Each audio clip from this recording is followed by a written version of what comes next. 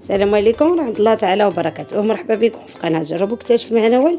نتمنى تكونوا كلكم بخير وعلى خير وفي صحة جيدة. قبل ما نبدا الوصفة ديال اليوم كما ديما بغيت نرحب بلي زابوني جداد، مرحبا بكم معنا.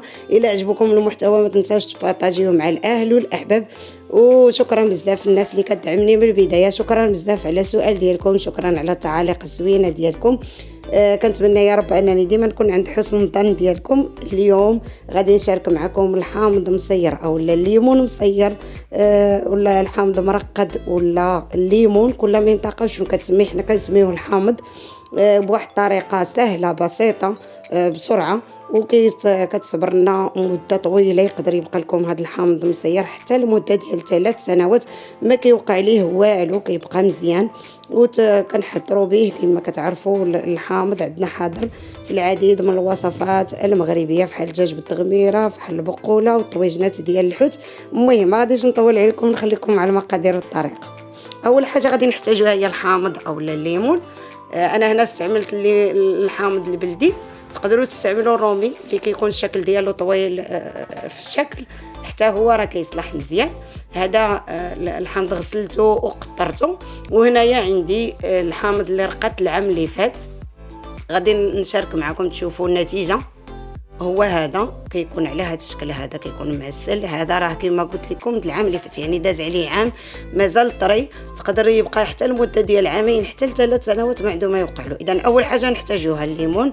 غنحتاجو قرعه ديال من الافضل تكون ديال الزاج اللي مغسوله ومنشفينها مزيان، والملحه. صافي كناخذ الحبات ديال الحامض ديالي اولاد الليمون، كندير فيهم داك العلامات زائد او العلامات في، وكنوضع فيهم الملحه مزيان. ما تشطروش على الملحه نهائيا، لان هي اللي كتحافظ لنا على داك الليمون ديالنا، ولا الحامض كيبقى مرقد مزيان وما كيخسرش.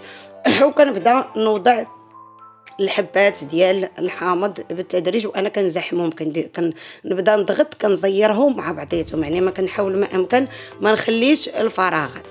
صافي كنستمر على هذا الكيفان. بعد ما كنتهي كنوضع هنايا 2 معلقات كبار ديال الخل. تقدروا تستعملوا اي نوعيه ديال الخل عندكم. وكنضيف الماء. هذا الماء وصل لدرجه الغليان، يعني ما مغلي، غليته خليته حتى برد مزيان، عاد حضرت به الحامض. وكندير هنا شويه ديال الزيت، تقدروا تستعملوا اي نوعيه زيت متوفره عندكم. صافي وغادي يكون الحامض ديالنا واجد. غادي نغلفوه بالبلاستيك الغذائي، كنسد عليه مزيان وكنخليه في شي بلايصه في الكوزينه في البلاكار. كدوز واحد المده ديال 3 أشهر غتلقاوه وجد، تقدروا تستعملوه. هذا هو الحامض ديالي اللي مرقد. وبالنسبه داك الكميه ديال الملح اللي كاينه في الاسفل راه مع المده كتذوب. انا سبق لي حضرت معكم الحامض معسل، يعني كيجي معسل كيطيب غير في الماء اللي كيطلق بوحديته. هذا كنحضروه بالماء كيجي على هذه الطريقه هذه، يعني كتجي القشره قاصحه وشاده راسها ديال انكم تحضروا بها الوصفات ديالكم. غير جربوه، انا متاكده انه غادي ينال الاعجاب ديالكم، وغتكون طريقه ناجحه ومعتمده عندكم. هكذا غادي نكون وصلنا لنهايه الفيديو ديال اليوم. الى عجبكم الفيديو ما تبخلوش عليا بلي جيم وبالتعاليق ديالكم الزوينه. واللي كيزور القناه اول مره ديروا دويره في القناه، راه كاين العديد من الوصفات السهله والمميزه. الى عجبكم المحتوى ما تنساوش تضغطوا على زر ابوني، فعلوا الجرس باش يوصلكم جديد الوصفات. شكرا لكم بزاف على الدعم والتشجيع، ودمتم في رعايه الله وحفظه.